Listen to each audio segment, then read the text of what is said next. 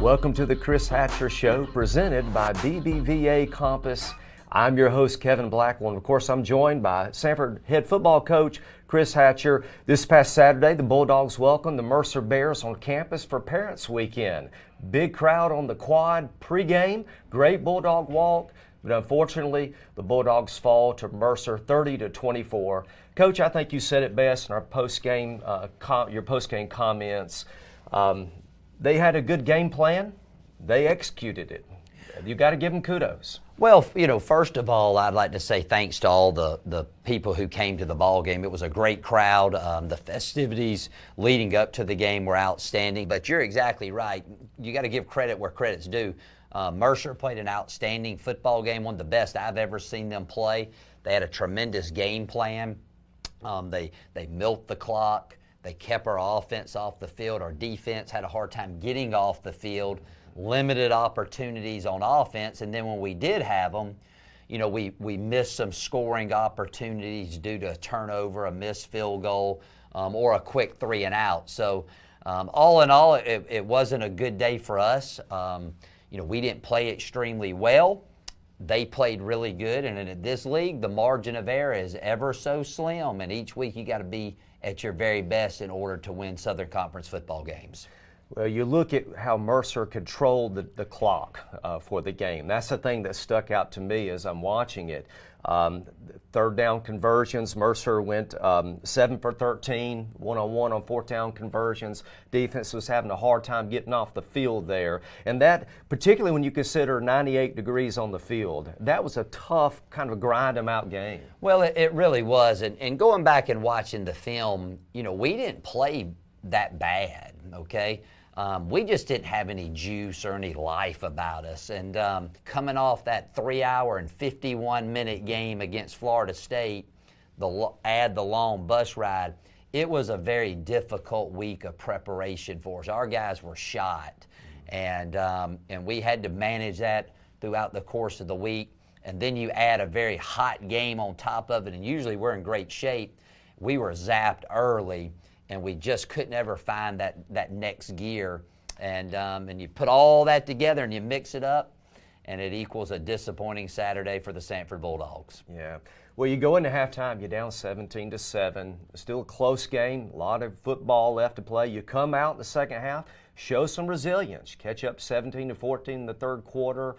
Guys were making some plays there in the third quarter. Talk about what you said to the team at halftime. Well, I didn't really have a chance to talk to them. We were making a lot of adjustments. Halftime speeches are really non-existent. I mean, I let the assistants go in and make their adjustments, and then we go stretch and go play. Again, at the end of the day, we had to get off the field on defense, and they had the ball a long time, and part of that's our fault that we let them have the ball a long time. And then when you get so few opportunities on offense, you gotta take advantage every single time that you get the football, and we didn't do that. But in the second half, we did show some life.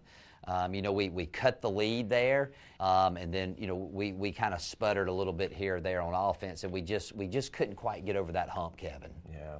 Well, you look at the final stats. Devlin finishes 30 for 41, 291 yards, 3 touchdowns. Kelvin, 10 catches for 104 yards. For most quarterbacks and receivers in America, that's a pretty good day. Well, some of that now came at the last drive when they were playing prevent and they were up by 2 scores. So, I don't think they played bad. It just wasn't that super day that we're used to having. But again, they didn't get very many opportunities. So the game goes hand in hand, okay? For Devlin and those guys that have those big numbers, our defense has to play really well, okay? And those guys have to perform well on offense to control the ball, to keep our defense rested up. So it all goes together, and we just didn't play good team ball on Saturday, not by design, not because the guys didn't want to do that. It's just the way the game worked out.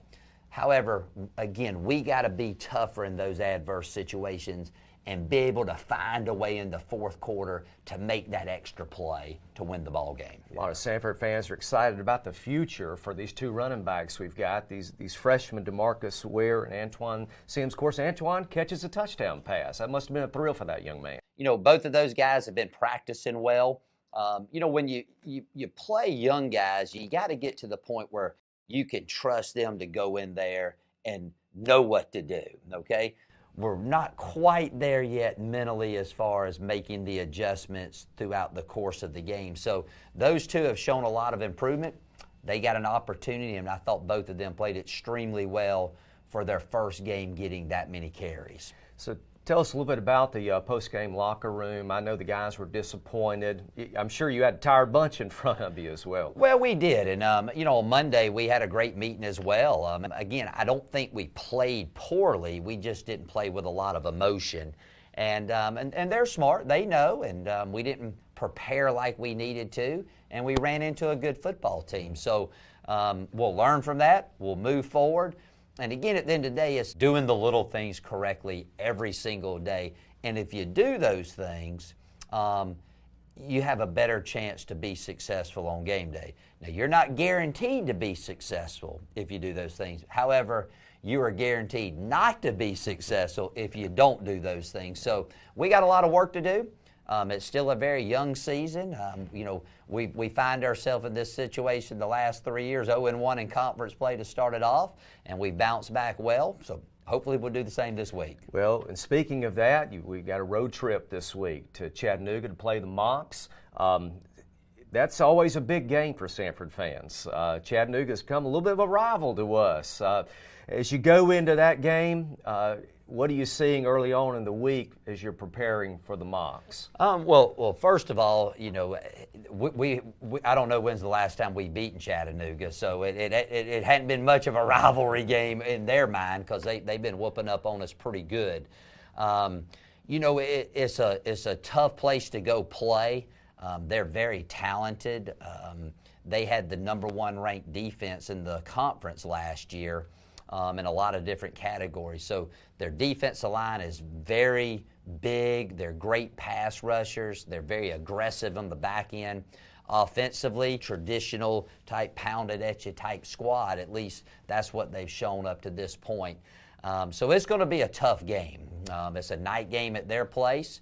You know, we're coming off of a disappointed defeat. So, you know, we're going to have to play our best, and we're going to have to play really well with a lot of emotion. I don't have a crystal ball to say, you know, how Saturday's going to go. But our guys have worked hard. They've represented this university well. We have a lot of great seniors. You know, we need all the Bulldog fans out there helping us hopefully try to whoop up on Chattanooga for the first time in quite some time. Well, we're certainly pulling for you, Coach, and good luck this coming Saturday against the Mocs. Thank you for joining us for the Chris Hatcher Show, presented by BBVA Compass.